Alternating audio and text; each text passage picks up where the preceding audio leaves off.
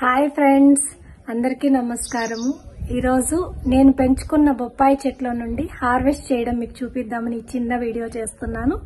కోసుకుందాం రండి. ఇదిగో చూడండి బొప్పాయిలు. ఈ బొప్పాయి చెట్టు వయసు వచ్చి 1 సంవత్సరం దాకా ఉంటుందండి.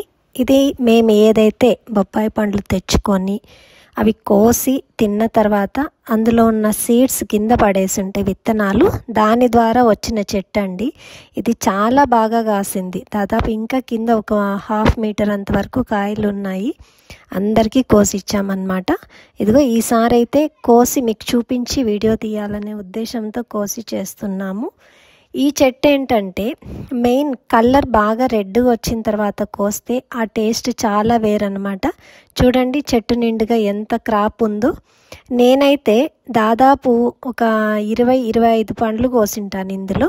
సైజు కూడా చాలా పెద్ద సైజు వచ్చాయన్నమాట. మామూలుగా పడిన చెట్టులో నుండి సైజు అంత రాదు, కానీ ఇందులో చాలా బాగా సైజు వచ్చింది. టేస్ట్ కూడా మా ఇంటి చుట్టూ ఉన్న చెట్లలో ఆల్మోస్ట్ ఈ చెట్టువే ఎక్కువ టేస్ట్ అన్నమాట. మెయిన్ బొప్పాయి పండ్లు సిటీస్లో చాలా ఇంట్రెస్ట్ చూపిస్తున్నారు. మెయిన్ ఎక్కడ వాకింగ్ చేసే ప్లేసెస్లో, పార్క్స్ దగ్గర కానీ లేదు మార్కెట్స్ ఎంట్రన్స్లో కానీ ప్రతి చోట ఈ బొప్పాయి పండ్లు ఎక్కువగా పెడుతున్నారు. మా సైడ్ అయితే ఇవి పరింది చెట్లు అంటారు. కొన్ని ఎకరాలు తోటలు కూడా నాటుతారనమాట. సో నెక్స్ట్ టైం ఒక మంచి బొప్పాయి తోట దగ్గరకు వచ్చి ఒక మంచి వీడియో మళ్ళీ చేస్తాను. మనం పెంచి పెద్ద చేసిన చెట్లో నుండి కాయలు తీసుకొని వాటిని కోసి నీట్గా కట్ చేసుకొని తింటే ఆ సంతోషం వేరనమాట. మెయిన్ మనం పండించామనే సాటిస్ఫాక్షన్ ఒక్కటి ఉంటే, రెండోది మనం కష్టపడి పండించిన పండుని నలుగురికి పంచితే ఉండే సంతోషం కూడా ఇంకా చాలా వేరనమాట.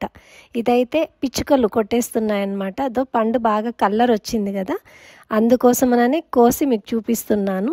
ఇవి దాదాపు మా ఫ్రెండ్స్కి 2 సిస్టర్స్ వేరే వాళ్ళు ఉంటే వాళ్ళకు ఒక 2 పంపించి మేము ఒకటి కోసుకోవాలి అని చెప్పి ఇదిగో నీట్గా క్లీన్ చేసుకుంటున్నాము. బొప్పాయి ఆరోగ్యానికి చాలా మంచిది. డైజెషన్కి అయితే ఇంక చెప్పాల్సిన పని లేదన్నమాట. సో ఆకలిని పెంచుతుంది. ప్రతిరోజు మన ఆహారంలో బొప్పాయిని ఒక భాగంగా చేసుకొని తింటే మన ఆరోగ్యం చాలా బాగుంటుంది. సో ప్రతి మనిషి చిన్నప్పుడైతే మేము ఈ బొప్పాయి తినడానికి చాలా ఇబ్బంది పడేవాళ్ళం అనమాట. మా అమ్మ ఎప్పుడైనా కోసి పెడితే కూడా అబ్బా పరింది పండ్ల అమ్మ ఎందుకమ్మా నాకు వద్దు అని అనేవాళ్ళం అనమాట. ఇప్పుడైతే పండు దొరికితే కోసుకొని వెంటనే తినాలి అనిపిస్తుంది. చెట్టు కూడా కోసినప్పుడు ఎక్కువ ఉంటే నలుగురికి ఇస్తాను, లేదు అంటే మేము మాత్రమే కట్ చేసుకొని తింటాము. ఇంటికి ఎవరు వచ్చినా వాళ్ళు వచ్చినప్పుడు చెట్లో పండు ఉంటే కంపల్సరీ కోసి ఇచ్చి పంపుతామన్నమాట. సో మనం ఏదైనా చేసి మనం కష్టపడి ఒక క్రాప్ తీసుకుంటే ఆ సంతోషం ఎలా ఉంటుందో మీరు కూడా ఒకసారి ట్రై చేయండి. అలా చేసినప్పుడే మీకు అర్థమవుతుంది. అయ్యో చెట్ల గార్డెనింగ్ మా వల్ల కాదు అని అనేవాళ్ళు చాలామంది ఉన్నారు. ఇదిగో చూడండి సీడ్స్ లోపల ఏ విధంగా ఉన్నాయి విత్తనాలు. ఇలా కట్ చేసిండే వాటిని తీసుకొని పోయి నేను ఇంటి ముందర చల్లున్నా అనమాట. అవి కనకాంబరాల చెట్లు చాలా చెట్లు ముందర ఉంటాయన్నమాట. వాటిల్లో నుండి పడి వచ్చిన చెట్టు ఎంత పెద్దగా ఎదిగిందంటే చాలా తక్కువ టైంలోనే. అదే మనం నర్సరీ నుండి తీసుకొచ్చి పెట్టిన చెట్లు అంత త్వరగా రావడం లేదు. వాటంతట అవే సీడ్ లాగా పడి ఏదైతే మొలిచినాయో ఆ చెట్లే ఎక్కువ క్రాప్ ఇస్తున్నాయి. అట్ ద సేమ్ టైం సంతోషాన్ని కూడా ఇస్తున్నాయి అన్నమాట.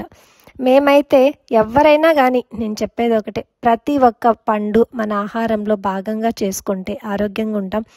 మెయిన్ ఈ చెట్టు పండు పండటానికి ఒక్కరోజు కూడా ఏ విధమైన మందులు కొట్టింది లేదు, దానికి వేరేగా స్పెషల్గా చేసిందంటూ ఏం లేదు. నీరు కూడా నేను నార్మల్గా చెట్లకైతే ఆల్టర్నేట్ డేస్లో ఈరోజు పడితే మళ్ళీ రేపు గ్యాప్ ఇచ్చి ఎల్లుండి చెట్లకు నీళ్ళు పైప్తో పడతాను. కానీ ఈ బొప్పాయి చెట్టుకి వారానికి ఒక్కసారే పట్టుతాను.